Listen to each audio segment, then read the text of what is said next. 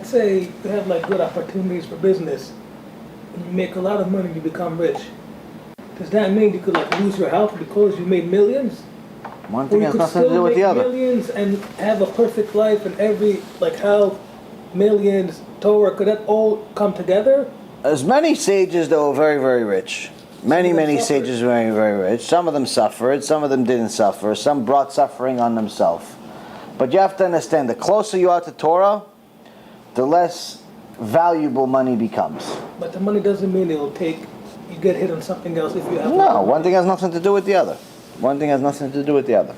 Some people say, if you don't have money problems, you have another problem coming. Like you say, money problem is a good problem. Like that's the only problem. It's better to have a money problem than to have other problems, because money you can replace. You could always make money. Money is just paper. It's a tool. It's like a hammer.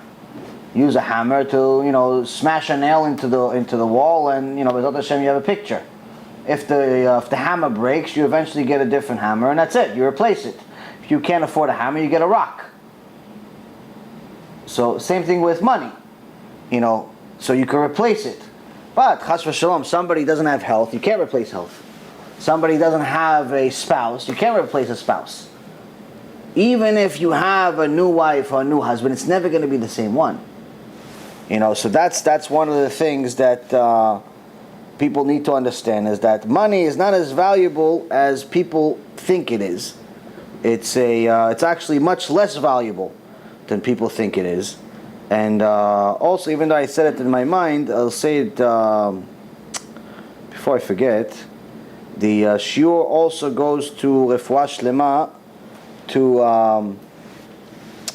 David ben Nesriya, Levana bat Sarah, and also to Ilui Nishmat Keila Ruth bat Bunim Tuvia,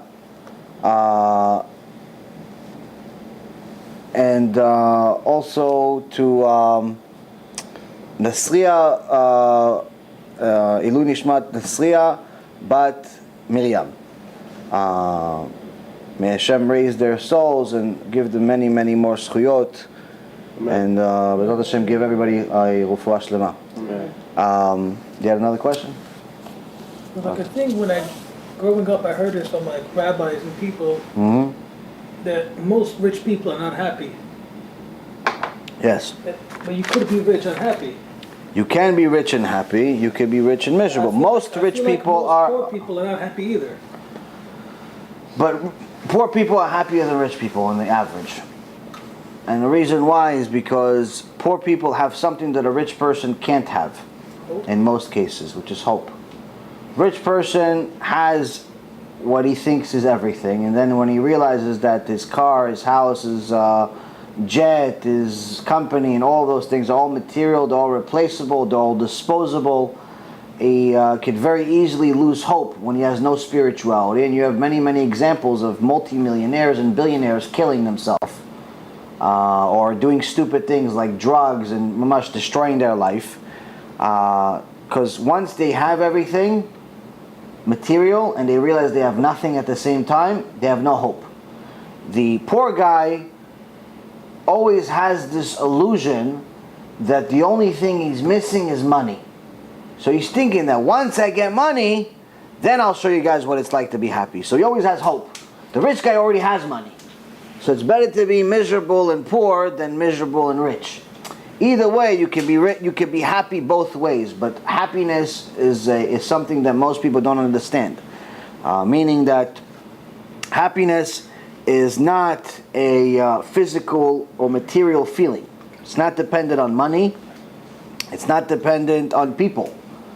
It's dependent on spirituality. If you are connected to the source, you'll be happy.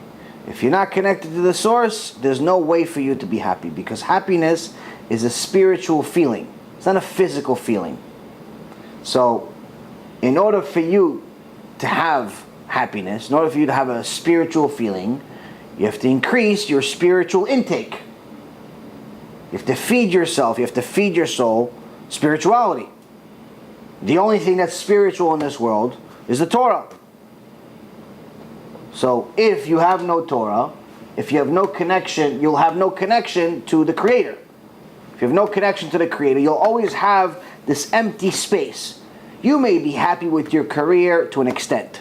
You may be happy with your marriage and your love life to an extent. You may be happy with your kids to an extent. You may be happy with your vacation to an extent. Everything is to an extent. Everything is limited. And even then, most things are generally temporary. You're happy with your wife, but not all the time. You're happy with your kids, but not all the time. You're happy with your job, but you wouldn't work there if you were going homeless. So everything is to an extent. Whereas real happiness, spiritual happiness, depends on nothing. Doesn't depend on money, doesn't depend on people, doesn't depend on anything. It depends purely on your connection with Ishtabach Shemo. Ishtabach Shemo, Hashem gives you when you connect to Him, He gives you a feeling like you cannot get from anything material.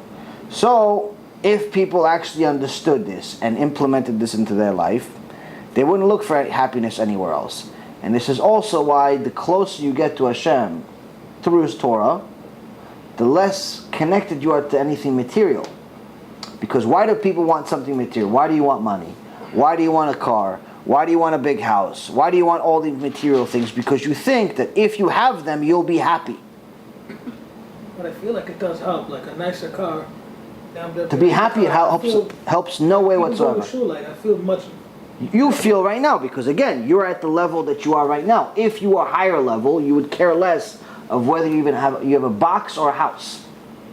The higher level you are as far as connected to Hashem, the less connected you are to anything material. To such an extent that even Rabbi Yehuda Nasi, that was the equivalent of a billionaire in his day, his generation said, in the Gemara it says, who is someone that's at a level to be the Mashiach of our generation? Everyone says Rabbi. He's Adam Mushlam, he's a complete person. He's smart, he's a tzaddik, he's rich, he's powerful, he's connected to the Caesar. BFFs with Chavruta with the Caesar. I mean, it's a mamash, like he's got everything. But Rabbi himself said, I didn't enjoy my money, I didn't even enjoy a penny of all my money. Even food you did. Nothing. I enjoyed nothing of the material world. Why? Because he was so connected to Hashem that he asked for suffering. He prayed for suffering to come to him. All those pains he got. All types of pain. Prayed for it. But he got it because he did it. One part of the pain he got for because he prayed for. One part of the pain he got because he needed to get it to do complete Teshuva. But nonetheless, he was completely disconnected from this world. Yeah.